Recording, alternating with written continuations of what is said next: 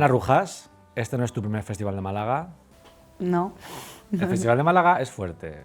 Nos están contando historias nuestros entrevistados, vividas en Málaga. ¿Tú tienes alguna historia sorprendente que te guste contar sobre el Festival de Málaga? Bueno, que acogió mi primera película como protagonista, se llama Diana, de Alejo Moreno, que es una peli muy fuerte, y la presentamos en Zona Cine, y bueno, causó polémica por aquel cartel, que era, bueno, un desnudo total. No era un desnudo mío, pero bueno, que fue como muy sonada. Una peli fuerte. Y a la gente le gustó. Y a la gente le gustó, sí. Sobre todo que me encanta que este festival también acoge proyectos súper independientes y súper transgresores también. Es curioso porque pasan muchos directores consagrados que dicen yo le debo mi carrera al Festival de Málaga, porque Carla Simón, por ejemplo, su primera película, verano del 93, se estrenó en Málaga, sección oficial, ganó y luego tuvo todo el recorrido que ya sabemos que tuvo, y después Alcarràs ganó el Oso de Oro en Berlín, que de repente el Festival de Málaga tiene esta posibilidad de que la crítica vea películas de directores noveles y el público también, porque el público de Málaga se vuelca muchísimo con el festival. Sí, ayer tuvimos un pase precioso de La Buena Letra, estaba la gente muy emocionada, nosotros también, y fue muy bonito verlo con el público y con la sala llena, sí, muy bonito. Estamos en un momento en el que Ana Rujas tiene dos películas en el Festival de Málaga, que son La Buena Letra y 8 de Julio Medem. Quería empezar a preguntarte por 8 primero, por si tú recuerdas la primera peli de Medem que viste o cómo descubriste a Medem. Lo descubrí en la Facultad de Ciencias de la Información, en la Complutense. Me bajaba siempre a ver películas. Bueno, había como una videoteca y tal, y me bajaba y fue una de las pelis que más vi, que Los amantes del Círculo Polar, que la vi como muchísimo en bucle, y bueno, Vacas, Tierra, La ardilla roja, bueno, Lucía y el sexo luego más tarde, pero la primera con la que descubrí a Julio fue Los amantes. Es curioso porque el cine de Julio Medem tiene algo generacional, que es que en la educación cinéfila de la gente de nuestra edad, de la gente nacida en los 80, los 90, el cine de Julio es súper importante porque de repente, o sea, yo cuando era pequeño sentía que de alguna manera el cine español o la mayoría del cine español como que no era para mí como adolescente, ¿no? Como que era un poco cine para padres. Ahora películas que me encantan como Amantes, Belle Époque y Carmela, yo las sentía como cine para padres, pero recuerdo nítidamente cuando mis amigos y yo fuimos al cine y de repente se estrenó El Día de la Bestia, Sí, Tesis, hubo como Los amantes del Círculo Polar, de repente el un panorama joven, distinto. El público joven conectó con estos nuevos directores, Herbach, Bajo Ulloa, toda esta es que generación. es buenísima esa generación. Bueno, es que todo ese cine, ¿verdad? Yo también recuerdo haberme formado un poco con todo este cine y con Julio, de hecho, o sea, como cada uno tiene su biblioteca y su filmoteca personal, ¿no? Y Julio formaba parte de mi filmoteca, o sea, lo he revisitado mucho. Yo creo que todos tenemos una película de Julio Medem que nos marcó. Que nos marcó, sí. Porque además, en aquella época de los 90, Julio era casi el único español que iba a Cannes, a sección oficial, con Tierra, de repente como que era un autor con mucha proyección. Esta película, 8, se llama así porque son 8 momentos en la historia del reciente de España, y hay dos protagonistas que se van cruzando en diferentes circunstancias, ¿no? Pues al principio de la República, al principio de la Guerra Civil, o al final de la Guerra Civil, la transición, Barcelona 92, sí. La crisis. Sí, mi parte favorita es la de Barcelona, la del 92. ¿Sí? ¿Por qué? No sé, cuando me lo leí me tocó mucho, pero yo creo que de aquella también me tocaba a mí.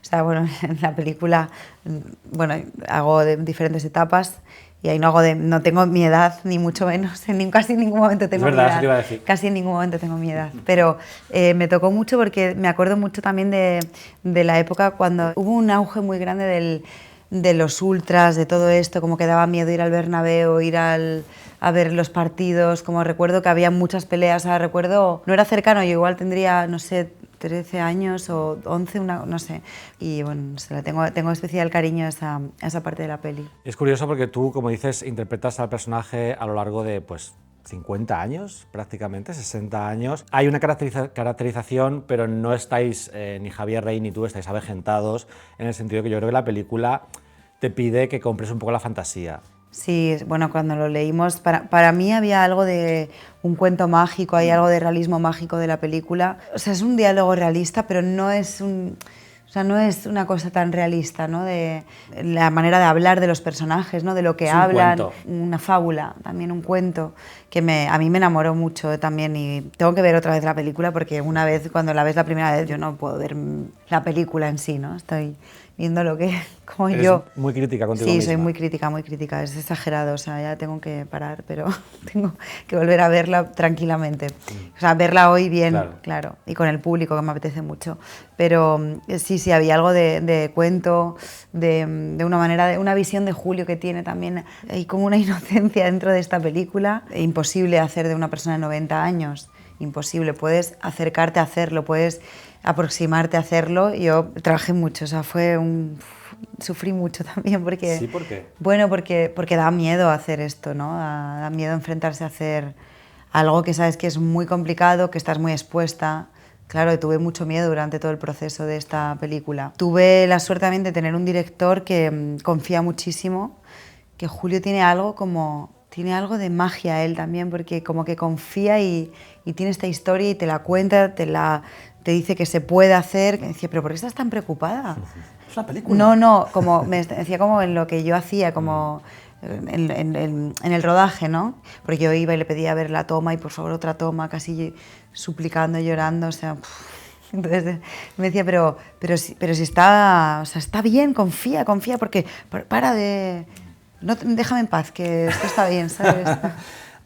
Natalie Portman decía que cuando hizo Cisne Negro con Darren Aronofsky, Darren le decía, llegó un momento que decía, yo ya tengo la toma que quiero, ahora te voy a dar 2 a ti. Haz lo que quieras, yo no te voy a dar indicaciones, pero para que te quedes tranquila, dame 2 tuyas, y que a veces usaba la de ella. Claro. Cuando ella ya se quitaba en plan de, vale, tenemos la toma buena que quiere mi director, ella experimentaba, jugaba un poco más, y a veces Darren cogía la de Natalie. Sí, yo tengo también con Julio una anécdota. Hubo un día que es que yo decía, pero es que no sé cómo, de verdad, Julio, o sea, cómo lo hago, no sé cómo.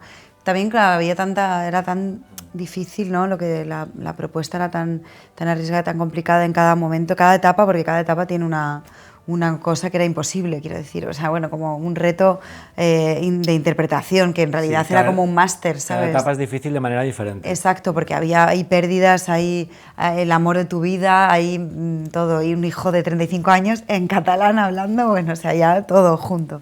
No me acuerdo qué día fue, pero que le decía a Julio, es de verdad, es que no sé cómo hago esto, o sea, por favor. Me decía, sal ahí y haz lo que sabes hacer, por favor, ¿sabes? Haz eso que tú haces. A veces, haz eso que haces a veces.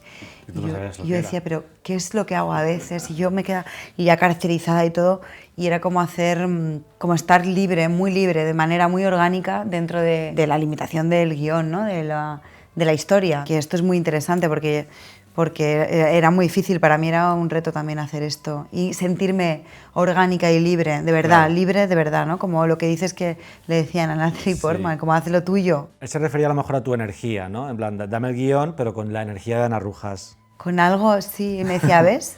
¿Es el trozo de los 60? Sí. Puede ser. Es que cuando lo estaba y de viendo, los 90 también. Cuando la estaba viendo, la parte de las 60, que a mí me gustó muchísimo, porque es cuando la película ya te pide que la compres.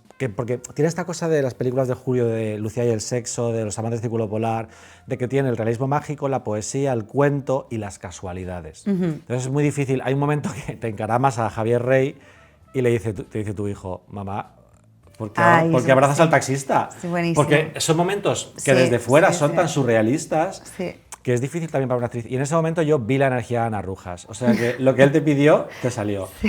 Yo te quería preguntar de esa escena por el look, que es increíble, la estética de tu personaje. ¿Ese postizo te lo quedaste?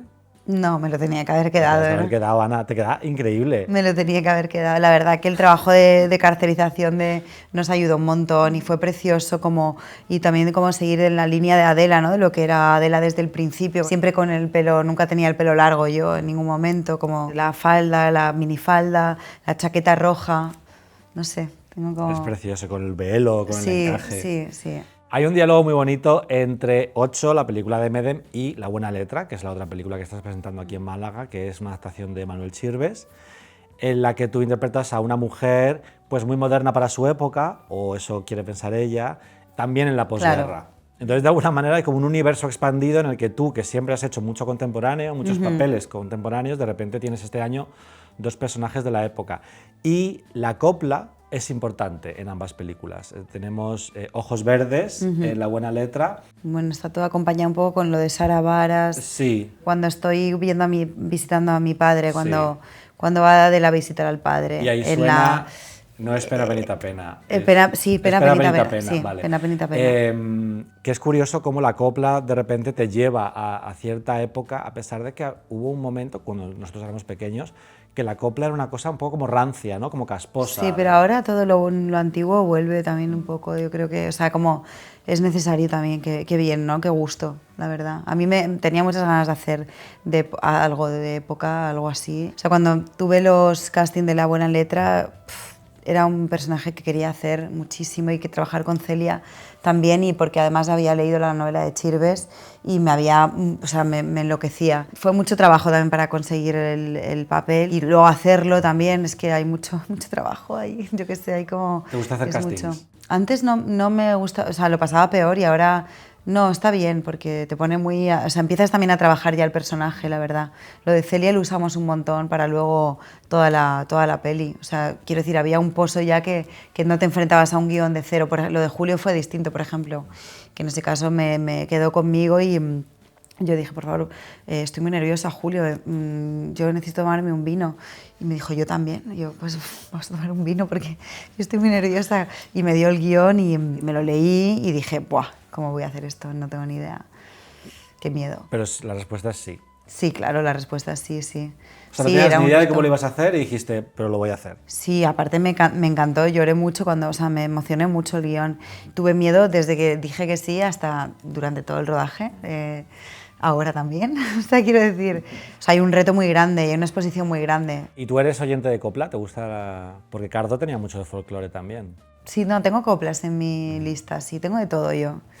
Sí, tengo de todo. Es que ahora ya se mezcla todo, porque de repente tú ves artistas como Zetangana, Rosalía, los artistas más escuchados, de repente mezclan mucho el barrio con lo folclórico, con la electrónica, con el urbano. Bueno, es que va de eso. No es como antes, ¿no? Que estaba todo más compartimentalizado. Es que va de eso la vida también. Y para mí también mi trabajo va de eso, es que cuanto más me empape de todo, o sea, también como, si no, me han dicho también como estás más encasillada o como que es sorprendente lo que haces en La Buena Letra, pero que es como, claro, hacemos, o sea, quiero decir, todo suma. Es verdad que estás como más contenida en La Buena Letra de lo que estamos acostumbrados a verte, quizá. Sí. En el caso de Ocho, que es una película que toca temas políticos, me parece una película abocada a la polémica, que es una palabra que odio, pero en España siempre que se tocan ciertos temas como la República, la Guerra Civil, la transición, siempre va a haber muchas opiniones. Y yo no sé cómo te planteas tú esta recepción que puede tener la película desde el punto de vista político. Yo creo que al final no es tanto una historia política, sino una historia de amor y de perdón, ¿no? Yo creo que hay un momento muy importante que a mí me marcó mucho también durante la peli y que tenía mucha responsabilidad de hacer este momento, que es la ceremonia del perdón, que lo llamó así Julio durante todo el rodaje, que es en el capítulo 7, que yo creo que resume un poco también la intención de la peli, ¿no? Que es un poco que prime el amor antes que la guerra. Es muy básico, ¿no?, decir esto, pero creo que hay una intención de hablar del perdón, ¿no?, de perdonarnos un poco en nuestra historia intrínseca en nosotros, en nuestro pasado. Y de hecho en la película hay como pues, diferentes épocas y además es una secuencia. Cada escena que está falseado. Hay tomas muy largas. Y si tú ya estabas nerviosa con hacerlo bien o no hacerlo bien, si encima tienes que hacerlo bien de una tirada. El nervio viene más de prepararlo, de entregarte a hacer, de cómo lo vas a hacer, de cómo te vas metiendo en cada época, de saber que, o sea, de no soltar el personaje o la esencia del personaje según la época que tengas. Bueno, que era un trabajo, bueno, de libreta y de ubicarte mucho y de una responsabilidad que me daba nervios, claro. Luego el plano secuencia no me daba, a mí eso me gustó mucho, por ejemplo. O sea, de tirar una toma, que no te corten y que pase lo que tenga que pasar, que a veces te cortaban porque al principio ya de la toma ya se veía un micro, ¿no? Pero no, a mí eso me gustaba bastante. En la escena hay una escena que tienes en un bar, en la Casa de Campo, con Javier Rey. Ahí hay un poco de improvisación. No. Cuando os pisáis y tú estás como cantando y él está hablando, ¿eso está ensayado? Eso es así. ¿En serio? Es que Julio es muy minucioso con esto, es muy exigente, o sea, ha sido un trabajo muy bonito porque no es improvisación, eso está escrito. Qué fuerte. Y hay un trabajo de hacer lo nuestro, es lo que como... Porque a mí también esto sí me ponía nerviosa, me preocupaba. Cuando tengo un papel así sí me preocupa, claro, me preocupa saber que además no me puedo salir de aquí, pero que tiene que ser orgánico. Y claro, para mí había un trabajo muy difícil de cómo hacíamos esto de una manera que fuera orgánica, ¿sabes? Y mira, me alegro porque Sí. eso fue mucho ensayo y no es improvisación. Es que es un momento que yo pensé, Javi, ni que fuera yo, su primo, Javier Rey se ha colado y ella está, porque es como que os pisáis y él va a hablar y tú empiezas a cantar y es como, aquí no sabían tal y Julio ha decidido dejarlo. Es que Julio Qué tiene fuerte. eso, sí, sí. Y luego, sí, él promueve momentos mágicos, pero no quiere que te salgas de esto, de una partitura. Y esto a mí me parece muy interesante. Luego hay algo muy bonito en la película que es, tu padre es Tamar Novas. El lío de las edades en esta película es muy fuerte. Es muy loco. Joder, es que es loquísimo. Es que yo hago de mi madre también, ¿sabes? Claro, claro. Es alucinante. Y tu personaje comparte con su padre, mientras él está en la cárcel, la literatura. Es algo con lo que una suerte que hay gente que tiene y gente que no hemos tenido, porque nuestros padres, digamos, no han tenido ese tipo de... ¿Tú sí lo has tenido? ¿Tenías en casa libros? ¿Compartías literatura con tus padres? ¿Películas? Ahí sí, yo con mis padres comparto autores como Miguel Hernández o Machado, no sé, que recuerdo que mi padre le volvían, o sea, toda esta generación y todo, y películas como Los Santos Inocentes, recuerdo que mi padre las compraba con El País, las veíamos juntos, y de ahí empecé a notar que esto me gustaba mucho, ¿no? Y como a investigar más, quizá por mi cuenta, o con el colegio, con los estudios y todo, pero conecté mucho también con Adela, con todo esto de lo que le marca al padre la literatura y luego toda su trayectoria, ¿no? Los Santos Inocentes es una película muy de padres. Sí, es muy... Es curioso porque luego cuando ya creces, o sea, mis padres han empezado a leer ahora, cuando se jubilaron, y yo comparto mucho con mi padre Javier Cercas, porque a él le gusta mucho, entonces nos vamos pasando los libros ahora, no claro. de pequeños. Mi padre está leyendo ahora, mi madre lee mucha biografía, y yo le llevo pues la biografía de Andrea Gassi, de no sé qué, y es súper curioso. Pero también luego tú les llevas series y películas a tus padres. Sí, por ejemplo, con Chirves igual, se lo pasé a mi padre. Yo me había leído la novela previamente como en la facultad y le pasé a mi padre la novela, como, mira, tengo el casting de esto, qué suerte que lo tenía. Ahora compartimos muchas cosas. Yo a mis padres les puse La Mesías, que era un poco arriesgado, pero bueno, quería verla con ellos, y entraron por todo el tema de la represión religiosa. Claro, cada uno le toca una parte. Ellos conectaban mucho con la parte de eso, de que la religión, en un momento dado, que también lo vemos en tus dos películas, que te reprime y lo metes todo debajo de la alfombra, que es algo con lo que yo no conecté, afortunadamente, en La Mesías, conecté con otras partes, pero de repente es como, mi madre conectó con la parte de la religión, así que compró la alienígena. O sea, ya compra todo. Compró, es sí. Fuerte. Que a veces subestimamos un poco a los espectadores de cierta edad. No, y por ejemplo Celia en La Buena Letra también hace un trabajo muy exquisito con el guión y con lo que han montado luego, o sea, es una peli que se sostiene en silencios, no hace falta darle todo al espectador, no hace falta contar todo, ¿no? Yo ayer que la vi de nuevo entendí había muchas escenas que se recortaron y aparte ya te iba quitando como diálogo y tú...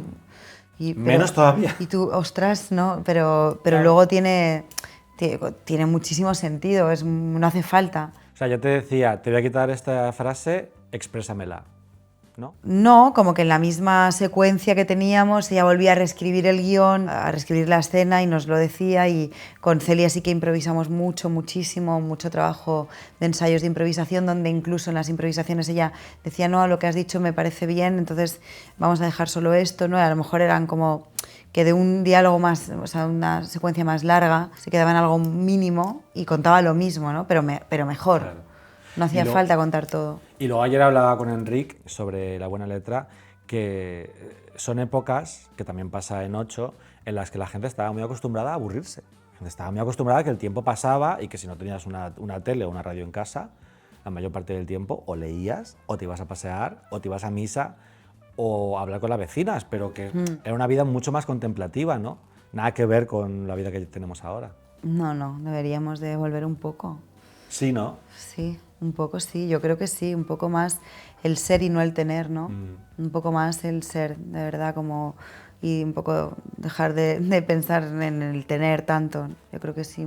Yo creo que también nos ponemos un poco nerviosos con los silencios y el estar solo sin hacer nada. A mi padre siempre me dice, en plan de, yo cuando llevaba a tu madre, no sé por qué estoy mencionando a mi padre tanto. Porque estas películas te han conectado sí, un poco, yo creo que sí. Y mis abuelos. Y tus yo le decía a abuelos, Enrique, sí. es que yo me imagino que mi abuela como Loreto Mauleón. En plan, porque yo a mi abuela de joven no me la puedo imaginar, para mí siempre fue una señora mayor, ¿no? Claro. Y mi padre me decía, yo cuando os llevaba a tu madre y a ti y a tu hermana al centro comercial, yo os dejaba en el coche, me quedaba en el coche y vosotros estabais 3 horas en el campo y salíais. Y digo, ¿y qué hacías en esas 3 horas? Y dicen, nada. Nada. 3 horas, no hacía nada. Pero caminaba, se pasearía o algo, ¿no? Pasearía, pero era que mi padre Pensaba. no hacer nada, el pasar tiempo contemplativo no es algo que le pese. Y él me dice, tú eres incapaz de hacerlo y siempre estás haciendo cosas. Qué bonito eso, como que te diga que es verdad, como pasar tiempo contemplativo, es que es verdad, es que estaríamos un poco más tranquilos, ¿sabes? Menos para afuera, pues que es un poco fuerte también, El estímulo constante. tanto scroll. Vamos a proponernos, Ana, aburrirnos un poco más en 2025. Hoy no te vas a aburrir porque tienes luego hoy no. tu segunda esta premier. semana, a partir de esta semana. A partir de esta semana, un poquito de aburrimiento. Sí. Muchas gracias por acompañarnos. A ti, Juan, muchas gracias.